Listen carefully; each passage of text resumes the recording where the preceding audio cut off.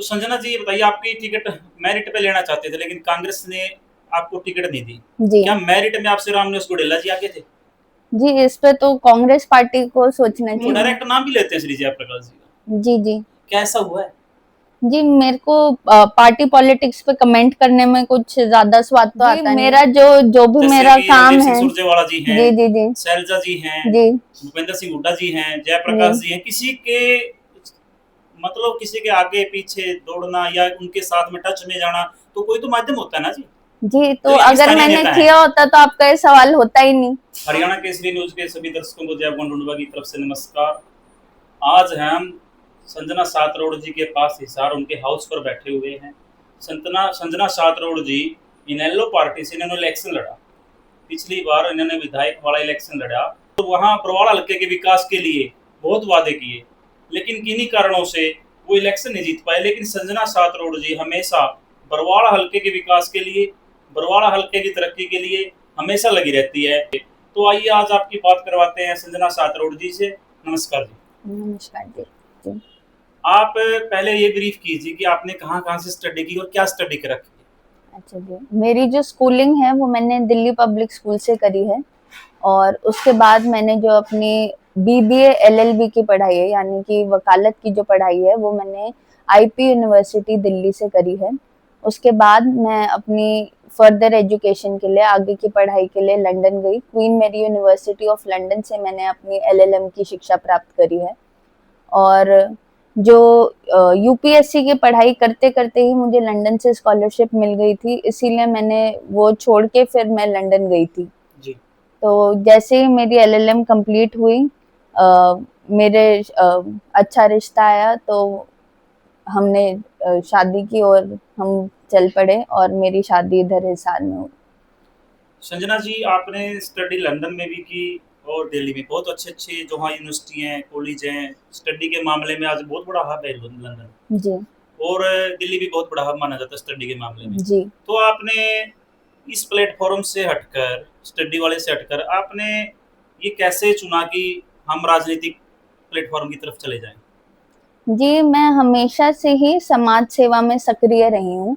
मैंने in fact law की, वकालत की पढ़ाई भी सिर्फ इसलिए करी थी क्योंकि मैं जानती हूँ कि वकालत ही एक ऐसा रास्ता है जहाँ से लोगों तक पहले तो उनकी राइट्स क्या हैं वो उनको बताई जा सकती हैं, और अगर उन राइट्स का किसी भी तरीके से हनन हो रहा है तो उनको कोर्ट के माध्यम से दिलवाई जा सकती हैं। तो जब मैं कॉलेज में थी तब भी मैं पब्लिक इंटरेस्ट लिटिगेशन, यानी कि जनहित याचिकाओं के माध्यम से लोगों तक उनके हक पहुंचाती थी। जी। अगर आपने देखा हो ईवीएम पे जो फोटो लगी होती है कैंडिडेट की, जी। वो मेरी जो पीआईएल है उसके बाद से लगनी शुरू हुई। और रही बात राजनीति की, राजनीति ही समाज सेवा की पहली सीढ़ी है। तो आपने जो ये रास्ता चुना, आप कह रहे कि हम दिल्ली रहते थे, पहले पढ़ाई करते थे, तो आपकी शादी यहाँ होगी जी सात रोड होगी ना? जी, मेरी शादी हुई है ढाट गांव में। ढाट गाँव में। जी, और सात रोड हमारा कर्म क्षेत्र है। हाँ, ये बता दीजिए जी सात रोड क्यों लगाते हो आप साथ में? जी, तो जब मैं राजनीति में एंटर हुई तो मुझे एक बात पक्का पता थी कि मुझे किसी भी कास्टिज्म, मतलब जातिगत राजनीति नहीं करनी। इसलिए मैंने अपने पीछे से, अपने नाम के पीछे से जो सरनेम होता है, कास्ट होती है जो, वो हटाई, और अपने कर्म क्षेत्र जहाँ से हमारा घर चलता है, जहाँ से मतलब हमारा जहाँ पे उद्योग है, उस गांव का नाम हमने अपने नाम के साथ जोड़ा। संजना जी आप राजनीति में आने का माध्यम बता रहे हैं कि सेवा, जी भाई हम लोगों की सेवा कर सके, ये कहना आपका। जी और बिल्कुल बरवाड़ा हल्के की सेवा करने के लिए, लोगों की आवाज उठाने के लिए आपने इस प्लेटफॉर्म को चुना, राजनीतिक जी पॉलिटिक्स प्लेटफॉर्म को आपने चुना। बिल्कुल। तो आप किस पार्टी की टिकट की इच्छुक थे? सबसे पहले आप किस पार्टी की टिकट चाहते थे? जब आप मेरा ग्राफ देखेंगे, या आप मेरी पुरानी वीडियोस देखेंगे, या जब आप मेरा स्टार्टिंग देखेंगे, जब मैं राजनीति में एंटर हुई या जब मैंने सोचा कि मैं इलेक्शन लड़ूंगी, तो आप बहुत साफ तौर पे देख पाएंगे कि मैंने किसी भी पार्टी का झंडा कभी नहीं उठाया। क्योंकि मेरा ये मानना है कि लोकतंत्र में लोगों से ऊपर कुछ नहीं है। लोग जिसके साथ हैं उसके साथ लोकतंत्र है। लोग जिसके साथ हैं वो इलेक्शन निर्दलीय लड़े, किसी पार्टी से लड़े, वो इंसान जीतेगा। तो मेरी कोशिश हमेशा से यही रही है कि मैं अपना काम करूं, मेरा काम अगर लोगों को पसंद आए वो मुझे चुने। आपने कोई राजनीतिक पार्टी को ऐसे तो चुना होगा, हम इस पार्टी से जाकर कांग्रेस से, बीजेपी से, इनेलो, जेजेपी जो पार्टियां हैं हरियाणा के अंदर, वे किसी पार्टी से टिकट लेके हम जनता की सेवा करें, किसी पार्टी को तो आपने शुरू में चुना होगा ना। हम चार आप क्या कांग्रेस पार्टी के टिकट चाहते थे, हमें ये बता दीजिए संजना जी। बिल्कुल हमने कोशिश करी थी कि हम क्योंकि जैसे हम गांव में जाते थे, मैं अपने जो मेरे लोग हैं जो जिनके बीच में रही हूँ, जिनके जिनके सुख दुख मैंने बांटे हैं, जब उन्होंने बोला कि भाई हम चाहते हैं कि तुम कांग्रेस से लड़ो, तो उनके कहने पर, उनके सजेशन पर हमने कांग्रेस पार्टी के टिकट के लिए जरूर ट्राई किया था। लेकिन वो पार्टी की इच्छा है कि वो किसको टिकट दे। और आईएनएलडी हम पिछली 4 पीढ़ियों से आईएनएलडी के साथ जुड़े हुए हैं, तो हमने कभी अपनी लॉयल्टी नहीं छोड़ी किसी पार्टी के ओर से। इसीलिए जब मौका मिला तो हमने आईएनएलडी की टिकट ली। संजना जी, आप कांग्रेस पार्टी के टिकट चाहते थे। जी। कांग्रेस पार्टी में भी 2 गुट माने जाते थे उस टाइम पे, एक सैलजा ग्रुप था और एक था भूपेंद्र सिंह हुड्डा ग्रुप। जी। तो आप किस ग्रुप में के माध्यम से टिकट लेना चाहते थे, पहले हमें ये ब्रीफ कीजिए। मैं मेरिट पे टिकट लेना चाहती थी, मैंने फॉर्म भरा था। नहीं, कांग्रेस पार्टी में जी जी मेरिट जी से टिकट नहीं मिलता नहीं, कभी। मैं आपको, आप मेरा पूछ रहे हैं तो मैं आपको बता रही हूँ कि कांग्रेस पार्टी ने अपना एक फॉर्म निकाला था कि जो भी है कुछ पार्टी के रूल्स थे कि वो बागी नहीं होने चाहिए, वो हारे हुए नहीं होने चाहिए, वो जो कांग्रेस की आइडियोलॉजी है वो मानते होने चाहिए, उन्होंने अपने दम पे क्या काम करे हैं, वो सारी चीजों के अकॉर्डिंग उन्होंने एक सर्वेस भी करवाए, उन्होंने फॉर्म्स भी फिल करवाए। तो हमने बहुत डायरेक्ट रास्ते से हमने एंटर किया था।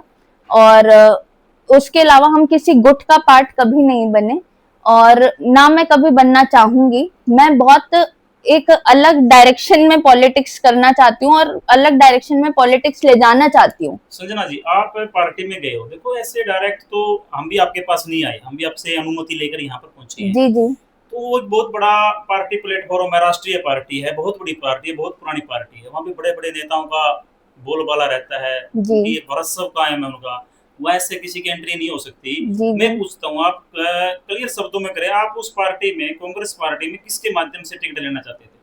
मैं नहीं, मैं बिल्कुल आपसे थोड़ा ब्रीफ कीजिए कि मैं ताकि बिल्कुल ब्रीफली सर आपको बता रही हूँ कि हमारा जो माध्यम था वो फॉर्म के माध्यम से था। हमने बहुत ऑनेस्टली आपने किसी फॉर्म भरा। कांग्रेस पार्टी के नेता के, आपने कोई रैली वगैरह की, किसी के साथ आप कनेक्ट में आई? जी, मेरा जो जो भी जैसे मेरा कि काम रणदीप सिंह है। सुरजेवाला जी हैं, जी जी जी शैलजा जी हैं, जी भूपेंद्र सिंह हुड्डा जी हैं, जयप्रकाश जी जी हैं, किसी के मतलब किसी के आगे पीछे दौड़ना या उनके साथ में टच में जाना, तो कोई तो माध्यम होता है ना जी। जी, तो जो एक अगर स्थानीय मैंने नेता है। किया होता तो आपका ये सवाल होता ही नहीं। आप उनसे डायरेक्ट, आप उनके साथ जुड़े हुए होते, आप इस तरीके का सवाल करते।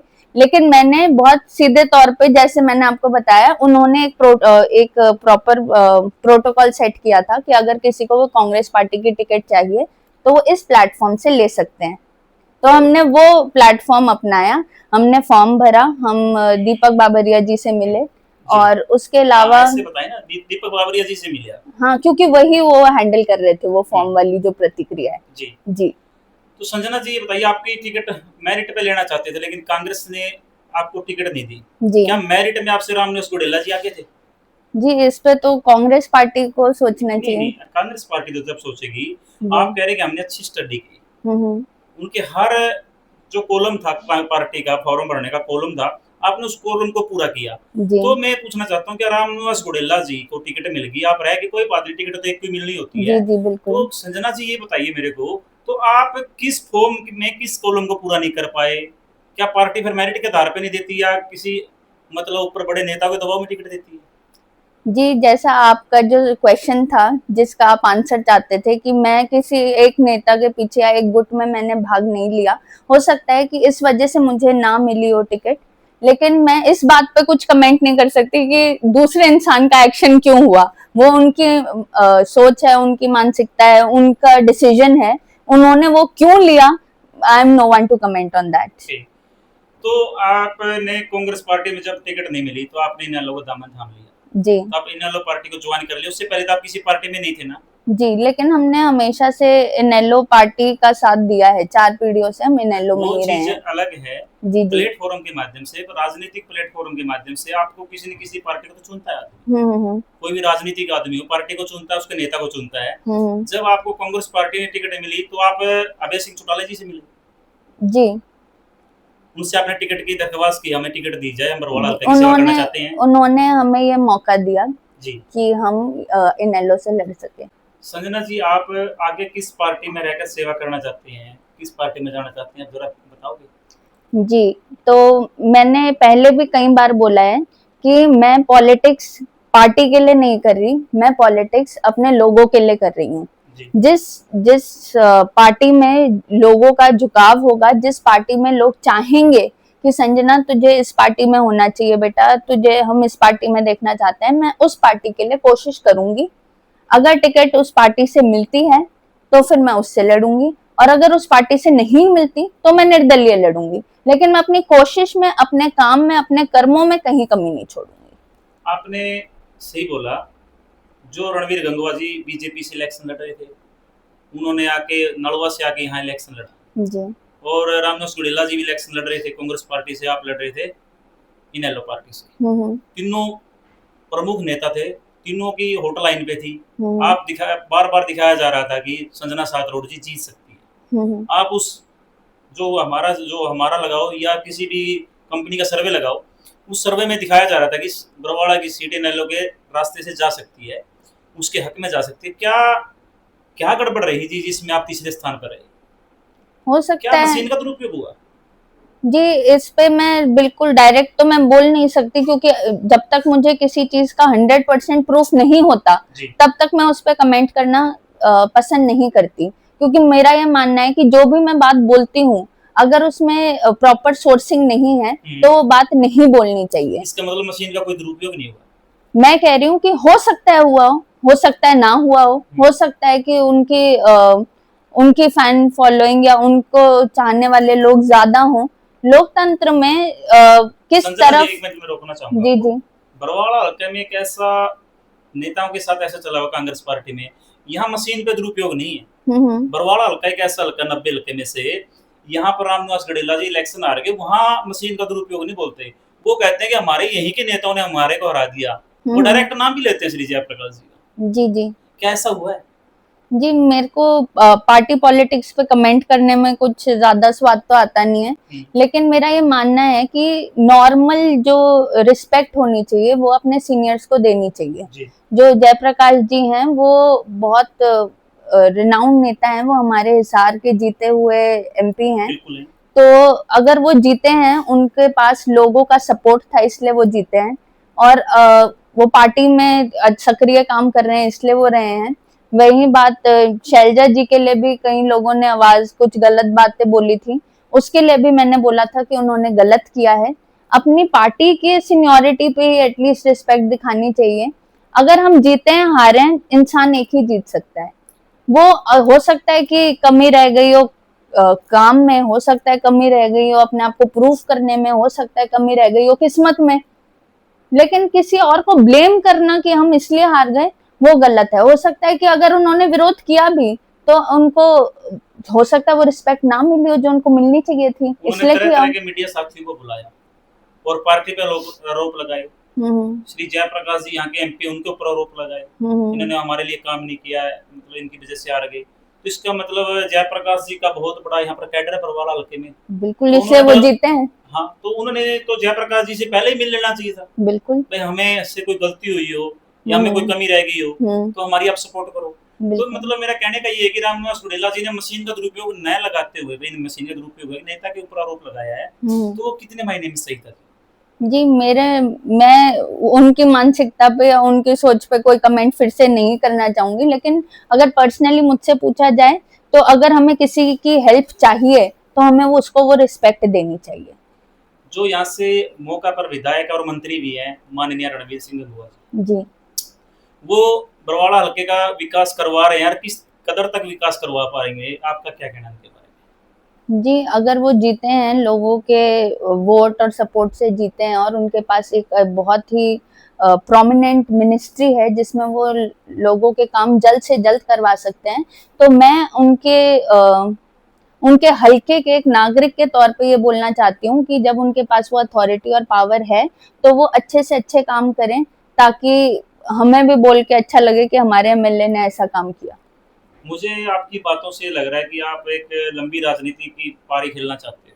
जी। आप राजनीति प्लेटफॉर्म में हो और हम्म। मुझे लगता है कि आप आगे भी इलेक्शन लड़ोगे और बरवाल हल्के की सेवा के लिए लड़ोगे, जैसे भी लड़ोगे वो तो आपका माध्यम होगा। जी। तो आप राजनीति में रहना चाहते हो, ये आपकी बातों से क्लियर नजर आता है। तो अंत में बरवाल हल्के के विकास के लिए आप क्या कहना चाहते हैं, आपकी पार्टी और आप इनेलो पार्टी? जी, तो मैं ये कहना चाहती हूँ कि जब मैं इलेक्शन के लिए तैयारी कर रही थी, जी तब मैंने गाँव-गाँव जाकर या हर एक कॉलोनी में जाके, हर एक गली में जाकर लोगों से उनके सुख-दुख पूछे, उनके जी क्या-क्या काम होने हैं।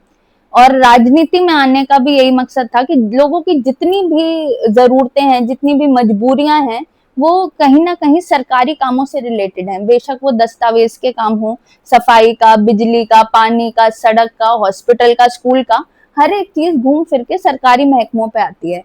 अगर लोगों तक उनकी वो सुख-सुविधाएँ पहुँचानी है, उनकी राइट्स पहुँचानी है, उनके जो हक हैं वो पहुँचाने हैं, तो फिर ये सरकारी जो माध्यम है राजनीति का, वो बहुत ज़रूरी। आप ये और हमें बता दीजिए आपको कितने वोट मिले बरवाल हल्के से? 29,099 कुछ वोट हमारे आए थे। आप संतुष्ट उन वोटों से? जी, मेरे को संतुष्टि है आशीर्वाद से।